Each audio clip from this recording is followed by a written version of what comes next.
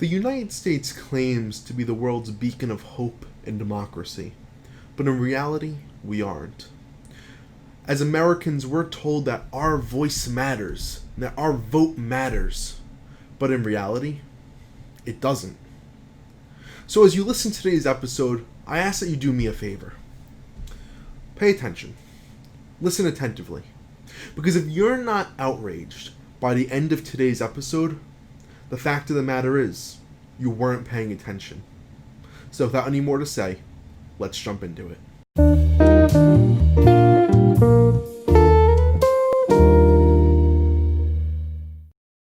What we're going to be talking today is political corruption, and it's deeper than President Trump. It's deeper than Secretary Clinton. It's deeper than President Obama. It's deeper than the partisanship that has plagued our nation since the Bill Clinton administration. It has to do with the Supreme Court. Because in 1976, after Watergate, Congress wanted to combat political corruption. So as a result, they created a law that said that there are limits on how much a person can spend on a political campaign. In other words, billionaires and millionaires cannot finance the campaigns of those running for elected office.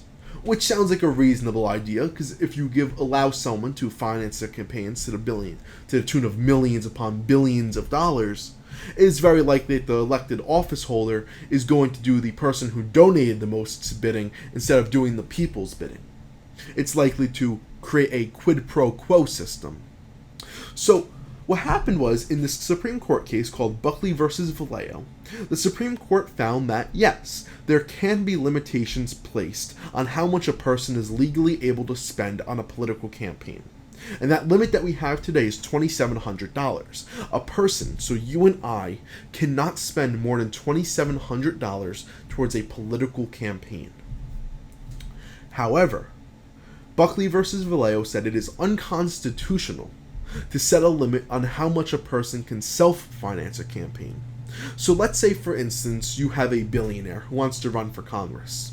He can use his billions of dollars in his fortune to finance his campaign because the Supreme Court said that won't lead him to doing corrupting things. But the fact of the matter is, if he gets elected to Congress, it is very likely that he's going to do bidding to benefit himself, lower his taxes, to deregulate the industry in which he works.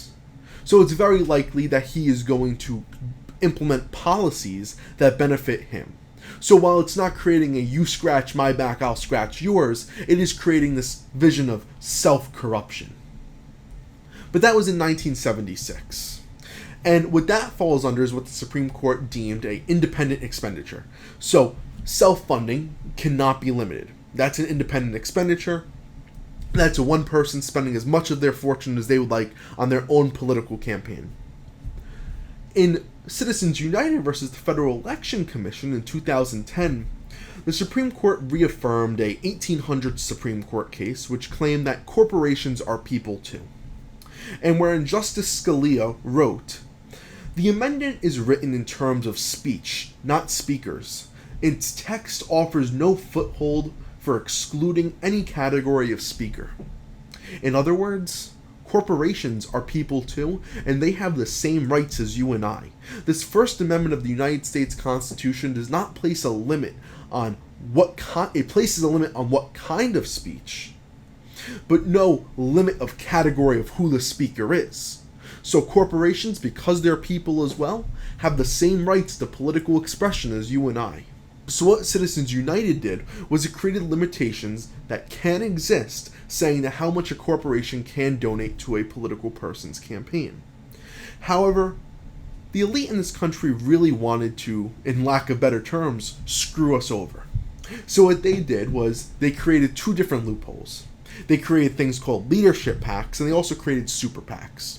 For the sake of this, we're first going to cover what super PACs are. Super PACs are a political action committee. That's what PAC stands for. So they're a political action committee, and they're basically, as insiders in Congress call them, political slush funds. In other words, they can be used for anything. They can finance tickets to baseball games, which in some case what politicians have done is they have bought tickets to the tune of $320 a piece and give them out to their donors. They have paid for airfare. They have paid for polling and anything that you can imagine. Because it's a slush fund, it can be used for anything without limitation. But the best part is, it's unlimited in how much can be received. So you can donate unlimited amounts of money to these political slush funds, or as they're really known as, political leadership PACs. And typically what it's done is it's used to remove incumbent politicians from office. So let's say I'm a Democrat in Congress and I have a leadership PAC. So what I'm trying to do is I'm trying to unseat a Republican from the Senate. So what I'm doing is I'm saying, okay, donate to my leadership PAC and we're going to try and get Joe Smith, who's a Republican, out of the Senate. So I am going to try to accumulate as much money as I can to get this person out. And there's no limitation on how much a corporation can donate because they're technically a nonprofit organization. However, let's look into what a super PAC is, because arguably super PACs are significantly worse. Super PACs, as the FEC calls them, and this is like the legal definition, are known as independent expenditure only political action committees. So if you remember that term independent expenditures when it comes to campaign finance law in the United States cannot be limited. So you can donate unlimited amounts of money to political campaigns. You can donate $10 or you can donate $10 million. So when you donate the $10 million, it is more likely that the politician is going to listen to you instead of the person that pays you $10. You scratch my back, I'll scratch yours. You see, there is one good thing about super PACs, though. The money cannot be directly given to a candidate. Instead, what they do is they create attack ads against the person running against whatever candidate the super PAC is in favor of. Or it tries to get voter turnout in favor of that candidate. So it runs phone banks, text banks, you name it, they run it. So they have all the money in the world to finance these politicians. And as George Carlin put it before he passed away in 2008, it's a big club, and you ain't in it. You scratch my back, I'll scratch yours. I'm sure you might have heard this term, a quid pro quo. That's exactly what this is, a quid pro quo. Politicians create laws that will get them reelected. And you might be saying that, well, it's up to the people to reelect the politician. And it is, on paper. It's not up to us in practice. 90% of the time, whoever has more money in an election will win the election. So it's not a matter of, I have the best ideas, so vote for me. It's not a matter of ideology. It's not a matter of Democrat versus Republican. It's a matter of whose wallet is bigger. Whose campaign finances have the largest number? How many zeros are there at the end of the number? 10? 8? The person with 10 is going to win, I'll tell you that. It is very rare to see a person with less money unseat a person that's raising more money. The only real examples I can think of in current history is the election of Representative Alexandria Ocasio-Cortez, who was outspent 10-1 against incumbent Joe Crowley. That's the only example in recent history I can think of. Other than that, I can also think of Jamal Bowman, who outraised Eliot Engel dramatically as well. Those are two examples I can think of in recent history, but apart from that, it rarely, if ever, happens. So as I said, it creates this quid pro quo. You scratch my back, I'll scratch yours. You do me a favor, I'll help you back too. So are there examples of this? And the answer is yes. And in today's episode, I'm going to cover 4 examples. As I said in the intro to this video, if you're not outraged by the end of this, you weren't paying attention. You weren't paying attention, or you're complicit in this corrupt system. You're okay with the politicians in D.C. and the political elite in this country taking advantage of you. In 2017, Paul Ryan and the GOP leadership passed what is called the 2017 Tax Cuts and Jobs Act, which gave 83% of the benefits to the top 1% of the country. Now, with all the policies I'm about to list, we can get into a discussion in later episodes on whether or not these policies are good, but for the sake of this, that's irrelevant. We can have the discussion at a later date. But what you're about to see is the innate corruption that exists within our system. So, as I said, Paul Ryan passed the 2017 Tax Cuts and Jobs Act when he was the Speaker of the House. Now, Paul Ryan happened not to run for re-election in 2018. However, 13 days after the Tax Cuts and Jobs Act was passed by Paul Ryan and the GOP leadership, Paul Ryan received $500,000 from the Koch brothers to his leadership PAC. So as I said, leadership PACs can receive unlimited amounts of money from the wealthy. So Paul Ryan's PAC received $500,000 in which he then spent and gave to other Republicans looking to run for office. $500,000 from the Koch brothers. Now, if you don't know who the Koch brothers are, let me tell you. The Koch brothers are some of the richest people in this country. If I'm not mistaken, I believe that David and Charles Koch, who are their names, are in the top 10 richest Americans in this country. So, of course, they're going to favor a law like the tax cuts that give 83% of the benefits to them. Now, we can have a totally different discussion on whether or not that law in itself was a good idea, but that's not what we're talking about. That law, the Tax Cuts and Jobs Act, was bought and paid for by the Koch brothers. And Paul Ryan and the Republicans pocketed the money. But you know what?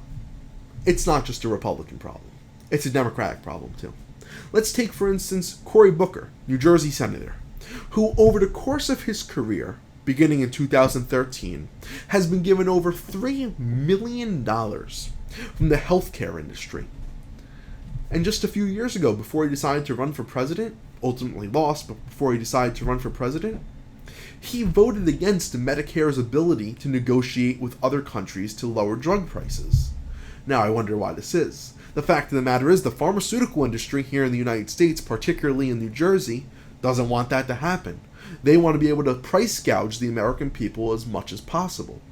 So, they pay someone like Cory Booker millions upon millions upon millions of dollars over the course of his career to then pay in a favor. Tell him, do us a favor. We did you a favor. We got you elected. We financed your campaigns. Now we're asking you vote against this law. So, he does. Because the number one most important thing to these people in Washington, D.C. is to get reelected. According to a book, Congressman X, politicians spend anywhere from 6 to 8 hours a day out of a 12-hour day making phone calls to get reelected. They don't care about us. To them, we're the peasants. We're the workers who they don't care about. It's feudalism, but in the 21st century. But you know what? You're saying those are one-off examples. Well, here's a really big one for you. And when I hear people, the liberal groups, the Democrats, praising Barack Obama, I'm always reminded of this. In 2008 and 2007, Barack Obama was running for president of the United States.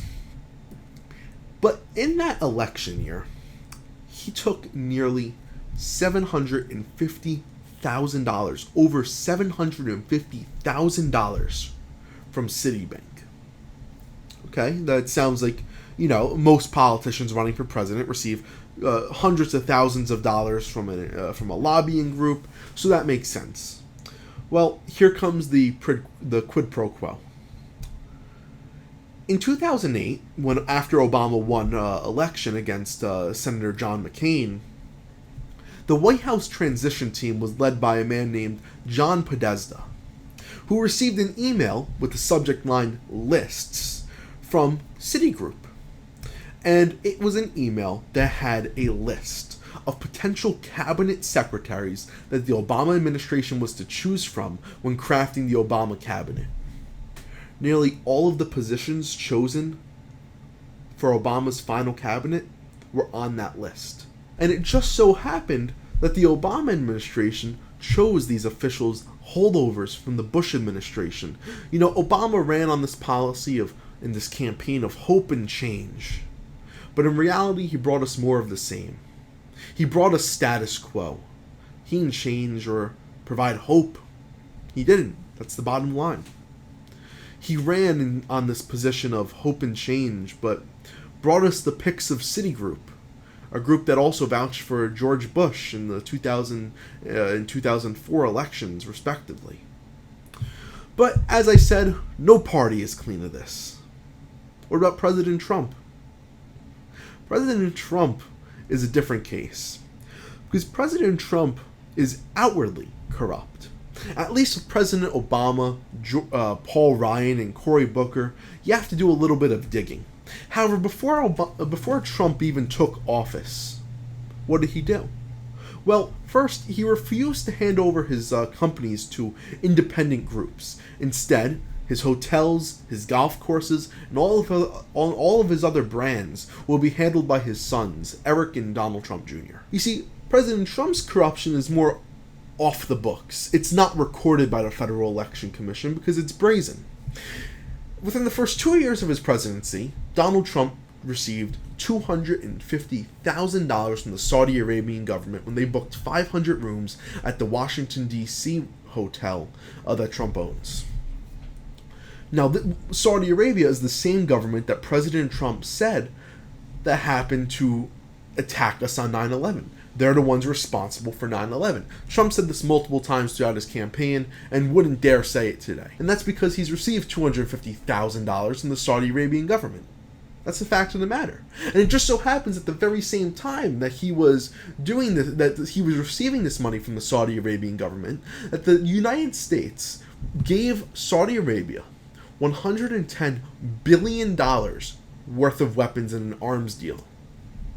$110 billion. $110 billion. When Trump received $250,000. That's corruption. Trump has said multiple times that 9/11 happened because of the Saudi Arabian government, that they are the world state sponsor of terrorism. He doesn't believe that today. He received $250,000 from the Saudi Arabian government. Of course he doesn't believe that today. Of course Obama didn't really believe in hope and change. Of course Cory Booker, when he said that he wanted to provide Medicare for all when he ran for president, didn't really believe in Medicare for all. And of course when Paul Ryan said that he was a man of the people and then proceeded to screw over the people by only giving them 17% of the tax cuts in the 2017 Tax Cuts and Jobs Act, doesn't really mean that he's a man of the people. No. These people are beholden to corporations, unions, not us. We're the people. The United States Constitution reads, "We the people." Politicians in Washington, D.C. have read it as, "We the rich," or "We the corporations." See, people like you and I don't have money to finance campaigns to the tune of millions upon millions of dollars. But know who does? Multinational corporations. So of course the policies that favor them are going to be the policies that get implemented. We can have a discussion on whether those policies are a good thing or a bad thing, but don't pretend that we live in a democracy. When I'm recording this, it's the day after 4th of July. When I'm uploading this, it's July 6th. Don't pretend we live in a democracy. Not everyone's equal in this country. It's not. We can say that we're all born with these rights, these inalienable rights, but my voice doesn't matter. And unfortunately, yours doesn't either. Not until we fix our system. And because it was the Supreme Court that ruled that this is the situation in which we can live, we need an amendment for that to get changed. And the fact of the matter is, and I've been saying this for a while now, that unfortunately, this will need to be our generation's civil rights movement. Get into the streets. Take the streets. Do a march on Washington. Because this needs to change. We're not a democracy, yet we claim to be. We hear politicians in every election say, "Go out and vote for me." Go out and vote, period. But when you go out and vote, what you're voting for is, you're voting for a corporation. You're voting for the policies of a corporation. Policies that will benefit the rich. Not policies that will benefit you and I. We're secondary. They're first. So how do we fix the system in which we currently live? And the fact of the matter is as I said, we need a constitutional amendment. There are a variety of groups right now trying to do this, such as Wolfpack, such as Ending Citizens United. There's a variety of different groups. And in the description, I will make sure to put Wolfpack and End Citizens United. EC it was it's called. But how do we go about ending Citizens United? How do we go about ending Buckley versus Valeo, which established that independent expenditures are constitutional? Well, we can't do it through the traditional means of an amendment. You see, we have 27 amendments in the United States Constitution. All 27 amendments have been done through Congress. What we need to do is we need to host a constitutional convention. Your state has to sign on to have a constitutional convention, though. So groups like Wolfpack have been going state to state for years, lobbying and trying to get state senators and state legislatures and state and governors to agree to have a constitutional convention to overrule the corrupt system that is present within our country. But we've seen resistance. Take, for instance, what happened here in New Jersey, when the Koch brothers financed a campaign and bought off state legislatures and said that, no, we're not going to have a constitutional convention because now the Koch brothers are financing at the local level as well. This is a sick game in which we're playing.